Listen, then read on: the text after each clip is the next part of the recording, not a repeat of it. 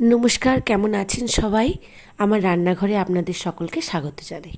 আজকে রাত্রির খাবারে কি আছে চলুন একটু দেখে নিই। রয়েছে গরম গরম সাদা ধোঁয়া ওঠা ভাত, সাথে রয়েছে একটু বেগুন ভাজা। ভাতের সাথে তো একটা ভাজা দিলে মন্দ হয় না বলুন, রাত হোক আর দুপুর হোক। সাথে করেছি আমি একটু লাল লাল মুরগির মাংসের কষা কষা রান্না। মাংস সাথে বেগুন ভাজা, সাথে এই গরম গরম ধোঁয়া ওঠা ভাত, এই দিয়েই আজকে রাতটা আমাদের সকলের খাওয়া হবে। আপনারা রাত্রে কী কী খেয়েছেন জানাবেন। আর এই লাল লাল কষা কষা মাংস দিয়ে ভাত আপনারা কে কে পছন্দ করেন সেটাও জানাবেন।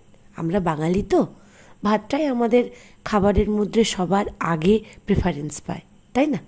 ভাত, মাংস, সাথে একটু বেগুন ভাজা, ব্যাস। আমাদের আর কি চাই? আমরা তো অল্পেই খুশি। ভালো থাকবেন সবাই।